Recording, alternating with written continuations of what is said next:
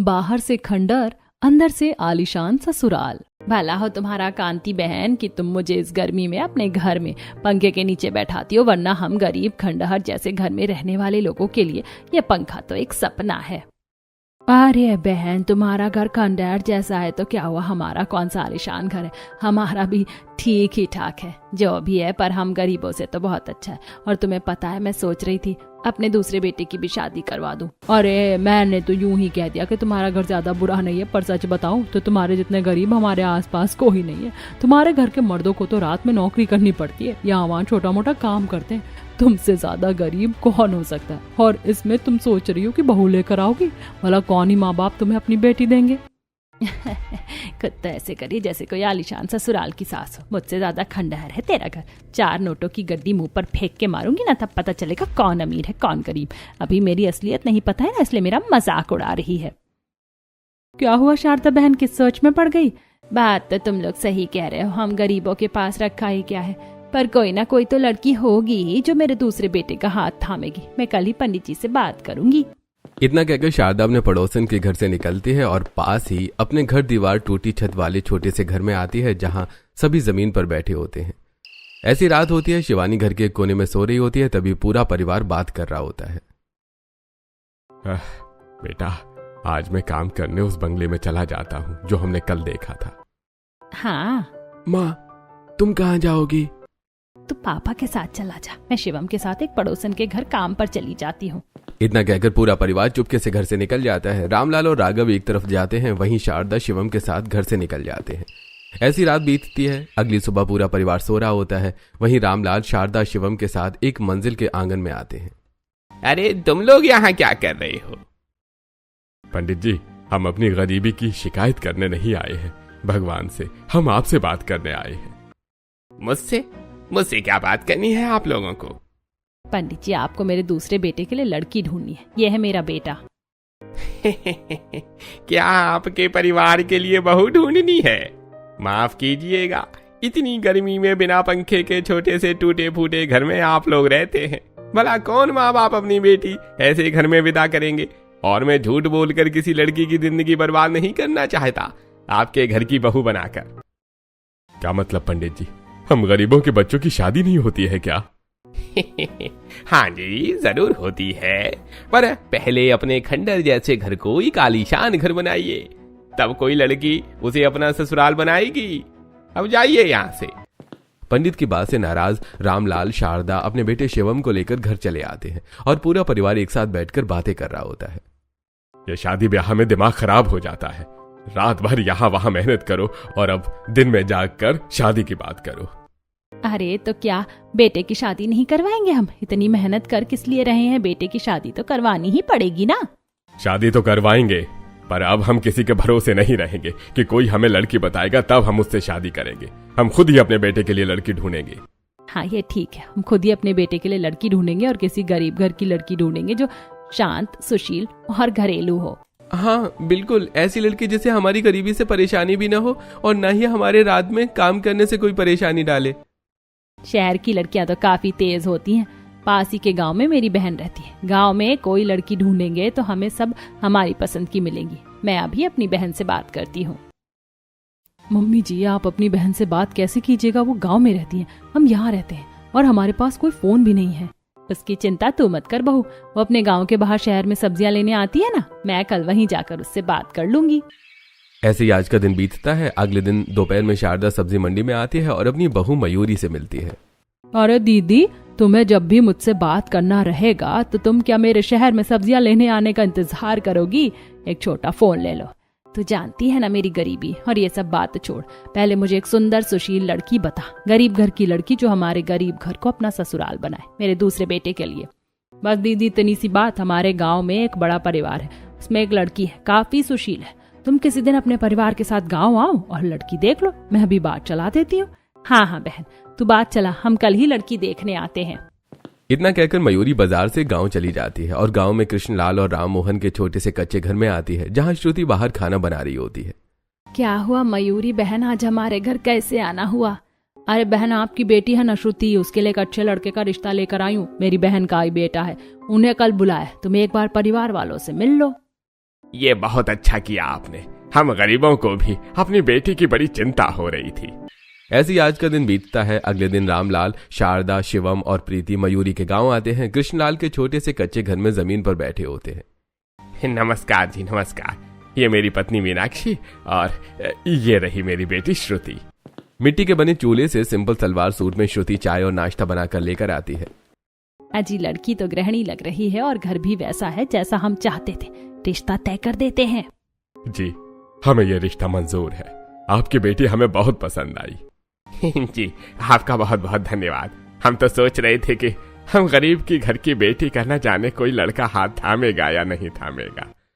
इसी तरह दोनों परिवारों की रजामंदी से शिवम और श्रुति की शादी तय होती है। कुछ दिनों बाद शादी की तारीख निकलती है और तय तारीख के दिन मंदिर में रामलाल और शारदा अपने बेटे शिवम की शादी करवाते हैं और मंदिर के बाहर ही छोटे से भोज का आयोजन करते हैं। गरीब घर की बेटी ढूंढकर अपने बेटे की शादी तो करवा दी, अब इसे क्या अपने खंडहर जैसे घर में रखोगे? और कहाँ रखेंगे? इन गरीबों के पास है ही क्या?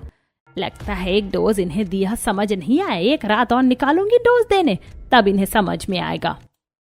कांति बहन, शांति बहन, तुम दोनों मेरी पड़ोसन हो और मेरे ही बेटे की शादी में आकर हमारे परिवार के भोज में बैठकर हमें ही ताने मार रही हो। चुपचाप भोज खाओ और अपने घर जाकर सो जाओ। हमारे घर की बहुओं की चिंता मत करो। शारदा के जवाब से कांति और शांति का मुंह बन जाता है। वहीं दूसरी तरफ शिवम और श्रुति की शादी पूरी होती है और श्रुति शिवम के साथ अपने खंडहर जैसे टूटे फूटे छोटे से ससुराल के दरवाजे पर खड़ी होती है। ये कैसा गरीब ससुराल मिला है मुझे। मायका भी गरीब, ससुराल भी गरीब, एक खाट तक नहीं है सोने के लिए, तभी जमीन पर ही सोते होंगे। बहू दाहिने पैर से कलश गिराकर गृह प्रवेश करो। श्रुति दाहिने पैर से कलश गिराकर गृह प्रवेश करती है। अब मैं इस घर की बहू हूँ, चाहे जैसा भी हो। मेरा ससुराल अब ये मेरा ससुराल है। किसी भी हालत में मैं अपने ससुराल की बेइज्जती नहीं होने दूंगी। आइए भाभी, आपके ससुराल में आपका स्वागत है। देवरानी जी, मैं आपकी जेठानी हूँ। आज से हम दोनों मिलकर अपने गरीब ससुराल को चलाएंगे। हाँ बिल्कुल जेठानी जी, आप तो मेरी बड़ी दीदी की तरह हैं। बहू, रात हो रही है, तुम थक गई होगी। शिवानी बहू, अपनी देवरानी का बिस्तर लगा लो। शिवानी प्रीति के साथ मिलकर अपनी देवरानी श्रुति और बाकी परिवार वालों के सोने के लिए बिस्तर लगाती है। पूरा परिवार गहरी नींद में सो जाता है। वहीं देर रात रामलाल एक बड़ा सा झोला लेकर घर से निकल जाता है। श्रुति आधी नींद में रामलाल को देखती है। इतनी रात गया ससुर जी कहाँ जा रहे हैं? शायद। इतना कहते हुए श्रुति दोबारा गहरी नींद में सो जाती है। ऐसी सुबह होती है। श्रुति अपनी पहली रसोई के लिए तैयार होती है। सासू माँ, आज तो मेरी पहली रसोई की रस्म होगी ना? हाँ बहू, आज तेरी पहली रसोई की रस्म है। मम्मी जी, मैं अपनी पहली रसोई में क्या बनाऊं? बहू, पहली रसोई में तो मीठा बनता है, पर तेरे गरीब ससुराल में मीठा बनाने के लिए कुछ भी नहीं है। तू थोड़ी देर रुक, मैं राशन वाले के पास जाकर चावल, चीनी और थोड़ा दूध लेकर आती हूँ। क्या मेरे ससुराल में चीनी चावल भी नहीं रहता है? शारदा अपने घर से निकलती है और पास के एक राशन की दुकान वाले के पास आती है। अरे शारदा बहन, उधार सामान लेने तो नहीं आई हो ना? अभी अभी तुमने अपने बेटे की शादी की है, तुम गरीबों के पास तो पैसे ही नहीं बचे होंगे। दुकानदार, मैं पैसे देकर ही सामान लूंगी, तेरे घर से सामान नहीं ले जा रही हूँ। मुझे चावल, चीनी और थोड़ा दूध दे दे। दुकानदार शारदा को चावल, चीनी और दूध दे देता है, जिसे लेकर शारदा घर आती है और श्रुति अपनी पहली रसोई बनाती है और सबको परोसती है। वाह वाह भाभी, बहुत अच्छी खीर बनाई है आपने। हाँ, खीर काफी अच्छी बनी है। चलो, तो कोई तो आया हमारी शिवानी बहू के टक्कर का। अब दोनों देवरानी जेठानी मिलकर हमारे गरीब परिवार को टेस्टी टेस्टी खाना खिलाएंगी। ऐसे ही श्रुति की पहली रसोई पूरी होती है। कुछ दिन बीतते हैं। श्रुति अपने परिवार के साथ घुलने मिलने लगती है और देर रात कभी अपने ससुर को झोला लेकर घर से बाहर जाते हुए देखती है, तो कभी अपने जेठ और देवर को। ऐसे ही आज आधी रात को अपने पति को घर से बाहर जाते हुए देखती है। इतनी देर रात मेरे पति बाहर कहाँ जा रहे? उस दिन ससुर जी भी देर रात कहीं गए थे। ऐसी सुबह होती है। श्रुति अपनी जेठानी शिवानी के साथ उठती है। वहीं घर के सभी मर्द और शारदा गहरी नींद में सो रहे होते हैं। जेठानी जी, हमारे ससुराल वाले इतनी देर तक क्यों सोते हैं? हमारा पूरा परिवार जमीन पर सोता है और मुझे घर में पोछा मारना है। देवरानी जी, हमारे ससुराल में सभी देर से उठते हैं। जेठानी जी, आपको पता है, कुछ रातों से मैं देख रही हूँ, कभी ससुर जी तो कभी जेठ जी, कभी देवर तो कभी मेरे पति देर रात घर से बाहर निकलते। कुछ पता है आपको कि ये लोग कहाँ जाते हैं? मुझे तो नहीं पता और मैंने तो कभी इस बात पर गौर भी नहीं किया। खैर छोड़िए, आप खाना बनाने की तैयारी कीजिए। जब हमारे घर वाले उठेंगे तो झाड़ू पोछा मैं कर लूंगी। उससे पहले चलिए बाहर से पानी लेकर आते हैं। इतना कहकर श्रुति शिवानी के साथ घर की बाल्टी और एक मटका लेकर घर से निकलती है और घर से थोड़ी दूर एक सरकारी नल के पास आकर पानी भरने लगती है। ऐसे श्रुति अपनी जेठानी से घुलने मिलने लगती है। कुछ दिन बीतते हैं और एक रात रामलाल अपनी तीनों बेटों के साथ घर से बाहर निकलता है। वहीं थोड़ी देर बाद शारदा भी उठकर घर से बाहर निकलने लगती है। तभी श्रुति उठकर शारदा के पास आती है। क्या हुआ मम्मी जी, रात के 1 बजे आप कहाँ जा रही हैं? अरे ये लड़की उठ कैसे गई? सारा दिन इस गरीबी में काम करने के बाद रात में इसकी नींद कैसे खुल जाती है? अरे नहीं बहू, मैं कहाँ जा रही हूँ, मैं तो बस ठंडी हवा खाने दरवाजे पर आई थी। घर में बहुत गर्मी लग रही है। अच्छा, तो फिर ससुर जी, जेठ जी, देवर जी और मेरे पति, वो लोग बड़े बड़े झोले लेकर घर से क्यों बाहर गए हैं? मैं कुछ दिनों से देख रही हूँ वो अक्सर देर रात बाहर जाते हैं और आज तो सभी साथ में चले गए।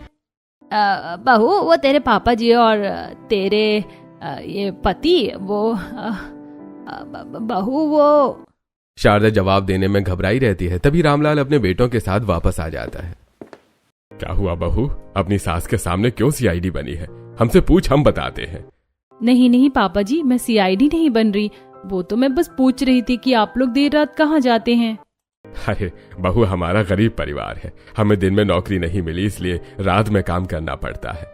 मैं पास के ही एक स्कूल में रात में चौकीदारी का काम करता हूँ ताकि इम्पोर्टेंट कागजात सुरक्षित रहे और स्कूल में कोई चोरी ना हो। और जी, आप क्या काम करते हैं? मैंने कभी पूछा नहीं। मुझे जो काम मिल जाता है मैं वो कर लेता हूँ। फिलहाल मनरेगा में कंस्ट्रक्शन का काम कर रहा हूँ, जो रात में ही होता है। और जी, आपने बताया नहीं, आप क्या काम करते हैं? रात भर जागकर 2 पैसे कमा कर लाता हूँ। इतना काफी नहीं है क्या कि मैं क्या करता हूँ तुम्हें ये जानना है? हाँ, जाओ जाकर सो जाओ। बात तो सही है, रात भर जागकर काम करना कोई आसान बात थोड़ी है।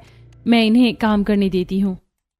इतना कहकर श्रुति अपनी जेठानी के साथ वापस जाकर सो जाती है। ऐसे कुछ दिन बीतते हैं। श्रुति अपने पग फेरे के लिए अपने मायके आती है। बेटी, तू अपने ससुराल में खुश तो है ना? हमने बिना ज्यादा तहकीकात के तेरी शादी करवा दी थी। हाँ, मैं बहुत खुश हूँ। गरीब ससुराल है पर मेरे सास ससुर, जेठानी, जेठ, देवर देवरानी, नंद, पति सब अच्छे हैं। अच्छा बेटी, तेरे पति क्या काम करते हैं? अब इन्हें क्या बताऊं मेरे पति क्या काम करते हैं? उन्होंने तो मुझे बताया ही नहीं है। अरे बोलती क्यों नहीं, बता। मुझे नहीं पता वो क्या काम करते हैं, बस अपने पिता और भाई के साथ कुछ ना कुछ काम करते हैं। ऐसा कैसे हो सकता है कि तेरे पति काम करते हैं और तुझे पता ही नहीं? बड़ी बुद्धू लड़की है। पूरा परिवार श्रुति का मजाक बनाता है। ऐसी श्रुति की पग फेरे की रस्म पूरी होती है और श्रुति अपने मायके से ससुराल आ जाती है। कुछ दिन बीतते हैं और एक दिन श्रुति के मोबाइल पर उसके ससुराल से फोन आता है। कैसी है श्रुति बेटी? चाची, मैं तो ठीक हूँ, आप लोग कैसे हैं? बेटी, हम सब भी ठीक है। तुझे याद है ना, तेरी बहन रानी का जन्मदिन है। ज्यादा तो नहीं पर कुछ लोगों को हम उसके जन्मदिन में बुला रहे हैं। तू भी आ जाती तो अच्छा रहता। ठीक है, मैं सासू माँ से बात करके आती हूँ। इतना कहकर श्रुति शारदा के पास आती है। किसका फोन था भाभी? किससे बात कर रही थी? मेरी चाची का फोन था, उनकी बेटी का जन्मदिन है, उन्होंने बुलाया है। मैं जाऊं? हाँ बेटी, तू जा, पर रात होने से पहले चली आना। तुझे तो पता ही है सभी को काम पर जाना होता है। पर मैं जाऊंगी कैसे? तेरा देवर है ना, वो तुझे पहुंचा देगा। सुन राघव, अपनी भाभी को पहुंचा देना और शाम को अपनी भाभी को लेकर भी आना। ठीक है मम्मी। अगली सुबह राघव और श्रुति गांव पहुंचते हैं, जहां श्रुति अपने मायके वालों से मिलती है और रानी सुंदर सलवार सूट में तैयार सभी से हंसते खेलते बातें कर रही होती है। भाभी की बहन कितनी सुंदर है। ऐसी शाम होती है। रानी अपने हाथों से सभी के लिए खीर बनाई होती है। तभी राघव खीर खाते हुए, बहुत अच्छी खीर बनी है। क्यों देवर जी, मेरे हाथों से भी अच्छी खीर बनी है क्या? सच बताऊं तो भाभी, आपकी छोटी बहन के हाथ में आपसे ज्यादा अच्छा टेस्ट है। मुझे तो आपकी बहन के हाथों का स्वाद बड़ा अच्छा लगा। देवर जी, कहीं आपको मेरी बहन ही तो पसंद नहीं आ गई क्या? दीदी किसी भी लंगूर के साथ मेरी सेटिंग करा रही हो। कहाँ तुम्हारा देवर, कहाँ मैं? ये सुनते ही पूरा परिवार हंसने लगता है। वहीं राघव शर्मा जाता है। ऐसी रानी का जन्मदिन पूरा होता है और राघव श्रुति को लेकर अपने घर चला आता है। ऐसे कुछ दिन बीतते हैं और एक दिन पूरा परिवार साथ बैठकर खाना खा रहा होता है। मेरे तीनों बेटे, मैं सोच रही थी हमारे छोटे बेटे राघव की भी शादी करवा देती हूँ। अरे अभी तो सिर्फ 6 महीने ही हुए हैं श्रुति बहू को, अभी इतनी जल्दी दूसरी लड़की कहाँ ढूंढेंगे? आप लोगों को मेरे लिए लड़की ढूंढने की जरूरत नहीं है, मुझे एक लड़की पसंद है। ओ भैया, आपने पहले ही गर्लफ्रेंड बना रखी है और हमें बताया भी नहीं। कौन है वो लड़की? और कोई नहीं, श्रुति भाभी की चचेरी बहन रानी मुझे बहुत पसंद है। अरे तूने कब देख लिया उसे? भाभी को जब रानी के जन्मदिन में पहुंचाने गया था तब मैंने वहां रानी को देखा था, मुझे बहुत पसंद आई। अरे मम्मी, अब इसे रानी पसंद है तो इसकी शादी करवा दो। क्यों श्रुति बहू, तुझे कोई ऐतराज तो नहीं? नहीं नहीं, मुझे क्यों कोई ऐतराज होगा। अगर देवर जी उन्हें पसंद करते हैं और रानी शादी के लिए तैयार होती है तो आप शादी करवा दीजिए। श्रुति के कहने पर अगले दिन ही शारदा, रामलाल और राघव के साथ रानी के मायके पहुंचते हैं। आइए आइए समधन जी, समधी जी, आप दोनों का स्वागत है। अरे सुमन जी, हम आपसे कुछ जरूरी बात करने आए हैं। हाँ हाँ, अरे कहिए ना, क्या बात है?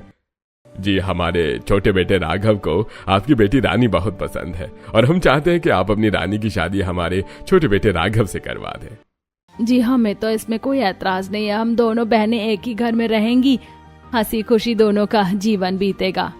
दोनों परिवारों की रजामंदी से राघव और रानी की शादी तय हो जाती है।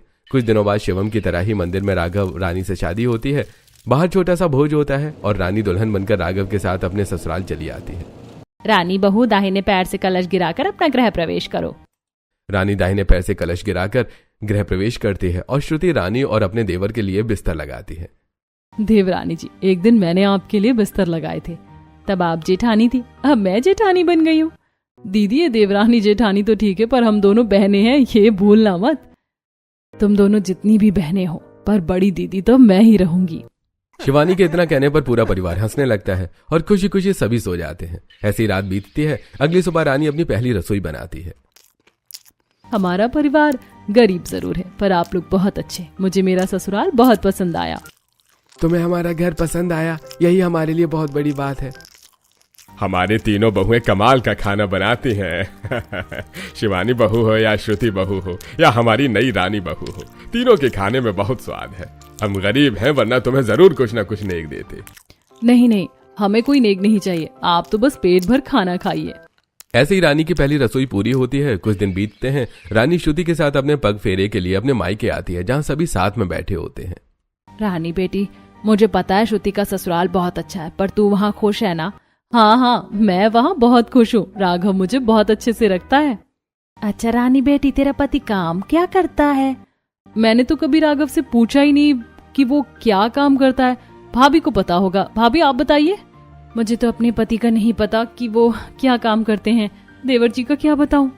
कैसी पत्नियां हो तुम लोग? तुम्हारे पति क्या काम करते हैं तुम्हें ये तक नहीं पता? मैंने एक बार उनसे पूछा था, पर उन्होंने नहीं बताया, और फिर मैंने दोबारा पूछा भी नहीं। अरे तुम लोग ऐसा कैसे कर सकती हो? पति कहाँ जाता है, क्या काम करता है, किससे मिलता है, ये सारी बातें पत्नियों को जरूर पता होनी चाहिए। हमें तो बस इतना पता है कि हमारे पति रात में काम करते हैं, क्या काम करते हैं ये नहीं पता। अरे बुद्धू लड़कियों, पता करो। क्या पता तुम्हारे पति का कहीं बाहर चक्कर चलता हो या कुछ और ही काम करते हो, उनके बारे में पता करो, समझी? समझ गई माँ, अब हम अपने पतियों के बारे में पता करेंगे, क्योंकि जैसा दीदी ने बताया वो हमारे पूछने पर सही जवाब नहीं देंगे, इसीलिए अब हम चुपचाप पता करेंगे। रानी अपने पग फेरे की रस्म पूरी करके अपने ससुराल लौट आती है और एक दिन शिवानी, श्रुति और रानी अपने ससुराल से कुछ दूर एक आम के पेड़ के पास कच्चे आम तोड़ रही होती हैं। जेठानी जी, जेठ जी क्या काम करते हैं? मुझे नहीं पता वो अभी क्या काम कर रहे हैं। तुम्हें तो पता ही है हमारे परिवार के मर्द रात में काम करते हैं। जेठानी जी, हमें पता करना होगा कि हमारे पति क्या काम करते हैं। श्रुति दीदी ने बताया कि ससुर जी स्कूल में चौकीदारी करते हैं, पर आधी रात को कभी 2 बजे कभी 1 बजे जाते हैं और 4 बजे तक आ भी जाते हैं, पर स्कूल तो शाम से ही बंद होता है ना। ऐसी कौन सी चौकीदारी होती है? ठीक है, अगर तुम लोग कहती हो तो हम अपने पति और ससुर जी के बारे में पता करेंगे कि वो क्या काम करते हैं। पर हमारी ननद प्रीति तो हमेशा मेरे पीछे लगी रहती है। हमारी नंद तो खुद ब खुद थक जाएगी, कब तक हम पर नजर रखती रहेगी, कभी तो उसे नींद आएगी। ऐसी रात होती है। हमेशा की तरह रामलाल अपने चारों बेटों के साथ बड़ा सा झोला लेकर घर से निकल जाता है। वहीं शारदा भी कहीं चली जाती है। तभी रानी, शिवानी और श्रुति के साथ जागती है। अच्छा हुआ हमारी नंद सो रही है। अब हम सबसे पहले चुपचाप पापा जी के पीछे चलते हैं। इतना कहकर तीनों बहुएं रामलाल के पीछे चली आती हैं। रामलाल के कंधे पर एक बड़ा सा झोला होता है और रामलाल जंगल की तरफ जा रहा होता है। कि पापा जी कहाँ जा रहे हैं? जरूर पापा जी कोई गलत काम करते हैं, तभी इतनी रात में चुपके से जंगल की तरफ जा रहे हैं। ये क्या, पापा जी कहाँ गायब हो गए? ओहो, हमारे खुसुर फुसुर के चक्कर में इतने अंधेरे में हमारी आंखों से ओझल हो गए। चलिए घर चलते हैं, कल सुबह पूछेंगे कि कहाँ गए थे। ऐसी रात बीतती है और फिर अगली सुबह। ससुर जी, आप क्या काम करते हैं? बहू, तुम्हें तो पता है मैं चौकीदारी का काम करता हूँ। ससुर जी रात के 2 बजे से कौन से स्कूल में चौकीदारी करते हैं? जो 4 बजे खत्म हो जाती है। और कल रात आप इतना बड़ा झोला लेकर जंगल की तरफ क्यों जा रहे थे? मैं जंगल की तरफ नहीं जा रहा था, मैं स्कूल के जरूरी कागजात लेकर प्रिंसिपल के घर जा रहा था। उन्हें इमरजेंसी में कोई जरूरी कागज चाहिए था। अच्छा ठीक है। तीनों बहुएं एक दूसरे की तरफ देखती हैं। ऐसी रात होती है। क्षितिज घर से बड़ा सा झोला लेकर बाहर निकलता है। तीनों बहुएं क्षितिज के पीछे जाती हैं। क्षितिज किसी के छत पर एक हाथ में टीवी और बड़ा सा झोला लिए एक छत से दूसरी छत पर कूद रहा होता है। जेठानी जी, ये जेठ जी क्या कर रहे हैं? बंदरों की तरह एक छत से दूसरे छत पर क्यों कूद रहे हैं? ये कैसा काम कर रहे हैं? ये रात में दूसरों की छतों पर से कूद रहे हैं। क्षितिज को देखकर तीनों बहुएं घर चली जाती हैं। अगली सुबह क्षितिज नींद में उबासियां ले रहा होता है और उसके पाँव में मोच आई होती है। शिवानी, मेरे पाँव में थोड़ा हल्दी चूना लगा दो, मोच आ गई है। जी, दूसरों की छतों पर कूदने वाला ऐसा काम करते ही क्यों है जिसमें आपके पाँव पर चोट लग जाए? तुम्हें किसने कहा कि मैं दूसरों की छतों पर कूद रहा था? कल रात मेरी दोस्त और उसके पति घर लौट रहे थे, तब उन्होंने आपको देखा। आपके हाथ में टीवी था और कंधे पर झोला था। ये कौन सा काम कर रहे थे आप? अच्छा, वो तो कोई अपना घर शिफ्ट कर रहा था, इसलिए उन्होंने मुझे बुलाया था। कुछ भंगार था, वही मुझे दिया था। अब अगर दिन और रात देखता तो कोई और काम ले लेता। ऐसे कुछ दिन बीतते हैं और एक रात शारदा कंधे पर बड़ा सा झोला लेकर पड़ोसी की छत से नीचे उतर रही होती है। तभी तीनों बहुएं वहां पहुंच जाती हैं। अरे बहुओं, इतनी रात गए तुम यहाँ? सासू माँ, इतनी रात में आप कौन से काम कर रही हैं? अरे बहू, मैं तो इनके घर छोटे बच्चे संभालने आई थी। ये अमीर लोग हैं, अपने बच्चे छोड़कर क्लब चले गए थे। ऐसा थोड़ी होता है, कोई अपने बच्चे छोड़कर क्लब थोड़ी जाता है। अरे बहू, ये अमीर लोगों के चोचले मुझे बैठा कर गए थे। अब वो लौट आए तो मैं अपने घर वापस आ रही थी। अच्छा, अगर ऐसी बात है तो इतने बड़े झोले में आप क्या लेकर आ रही हैं? अरे इस झोले में तो पड़ोसन की तिजोरी मैंने खाली करके भरी है, अब इन्हें क्या बताऊं। अरे इस झोले में तो गंदे कपड़े हैं। जिन बच्चों का मैं ध्यान रख रही थी उन बच्चों की माँ ने उनके गंदे कपड़े दिए हैं। कहा है फेंक देना। ठीक है, मैं इसे फेंकने जा रही हूँ, तुम लोग घर जाकर सो जाओ। शारदा तीनों बहुओं को घर पहुंचाकर जंगल में कहीं गायब हो जाती है। वहीं रानी, शिवानी और श्रुति आपस में बातें कर रही होती हैं। जेठानी जी, श्रुति दीदी, मुझे तो कुछ बहुत बड़ी गड़बड़ लग रही है। जरूर दाल में कुछ काला है। रानी, दाल में कुछ काला नहीं है, दाल ही काली है। अब हम और अच्छे से पता करेंगे। ऐसे ही कुछ दिन बीतते हैं। एक रात रामलाल, शारदा और तीनों बेटे घर से निकलते हैं। वहीं प्रीति चैन की नींद ले रही होती है। तभी बहुएं, पापा जी, मम्मी जी और बाकी लोग पहले अलग अलग निकलते थे, आज सभी साथ में निकले हैं। अगर आज हम इनका पीछा करें तो कोई ना कोई सबूत जरूर मिल जाएगा। इतना कहकर तीनों बहुएं घर से निकलती हैं और अपने ससुराल वालों को ढूंढते हुए जंगल से घिरी एक सुनसान सड़क पर पहुंचती हैं, जहां सभी एक एटीएम से झोले भरकर निकाल रहे होते हैं। अरे बच्चों, जल्दी चलो, कहीं हमें कोई देख ना ले। ये हमारे ससुराल वाले एटीएम से इतने सारे पैसे लेकर कहाँ जा रहे हैं और इनके पास इतने सारे पैसे कहाँ से आए? चलो पूछते हैं। इतना कहकर तीनों बहुएं पीछे से अपने ससुराल वालों के पास पहुंचती हैं। अरे बहुए, तुम लोग यहाँ क्या कर रही हो? आप लोग देर रात यहाँ कौन सा काम कर रहे हैं और आप लोग अभी एटीएम से क्यों निकले? अरे आहिस्ता बोलो, तुम लोग हमारे काम में अड़ंगा क्यों डालती हो? ये एटीएम के पैसों का मामला है। ये सब काम रात में ही होता है। दिन में कभी देखा है एटीएम में कुछ काम करते हुए? हमें ये पैसे बैंक तक पहुंचाने हैं। तुम लोग घर जाओ। अपने पतियों की बात मानकर तीनों पत्नियां घर की तरफ चली जाती हैं। अरे मैं तो डर ही गया था, मुझे लगा हमारा राज खुल गया बहुओं के सामने। ये प्रीति किसी भी काम की नहीं है, बस छोटा सा काम दिया है कि बहुओं पर नजर रखना, पर नजर रखने की बजाय चैन से सोती रहती है। हर बार बहुएं हमारे पीछे चली आती हैं, बेवकूफ लड़की। इतना कहकर सभी गहरे जंगल में चले जाते हैं। वहीं बहुएं अपने घर जाने की बजाय ससुराल वालों का पीछा करने गहरे जंगल में चली आती हैं। ये बार बार हमारे ससुराल वाले हमारी आंखों से ओझल कैसे हो जाते हैं? दीदी, हमारे ससुराल वाले बहुत तेज है। वो अंधेरे का फायदा उठाते हैं और कहीं गायब हो जाते हैं। हमें पता ही नहीं चलता वो सच कह रहे हैं या झूठ। घर चलो, थोड़ी देर में सूरज उग जाएगा और हमारे ससुराल वाले घर पहुंच जाएंगे। उनके पहुंचने से पहले हमें पहुंचना होगा। इतना कहकर तीनों बहुएं घर आकर सो जाती हैं। ऐसे कुछ दिन बीतते हैं। एक दोपहर तीनों बहुएं गहरी नींद में सो रही होती हैं। शारदा, बहुत दिन हो गई, इस गर्मी से मैं परेशान हो गया हूँ। आज बहुएं सो रही हैं, चलो हम लोग वहां चलते हैं। गर्मी से तो मैं भी परेशान हो गई हूँ। ठीक है, चलिए चलते हैं। इतना कहकर रामलाल और शारदा घर से बाहर निकलते हैं। वहीं तीनों बहुएं अपनी आंखें खोलती हैं और चुपके से अपने सास ससुर का पीछा करने जंगल में चली आती हैं। हमारे ससुर अंधेरे का फायदा उठाकर बहुत तेज बनते थे ना, आज तो दोपहर में जंगल में आए। अब चाहे कुछ भी हो जाए, ये हमारी आंखों से ओझल नहीं हो पाएंगे और हम जान जाएंगे कि ये लोग कहाँ जाते हैं। इतना कहकर तीनों बहुएं अपने सास ससुर का पीछा करने लगती हैं और धीरे धीरे रामलाल और शारदा गहरे जंगल में जाते हुए एक खंडर जैसे घर के पास चले जाते हैं। हमारे सास ससुर गर्मी से परेशान होकर इस खंडहर में आए हैं और हमारी आंखों से ओझल होकर भी ये लोग इसी खंडहर में आते थे।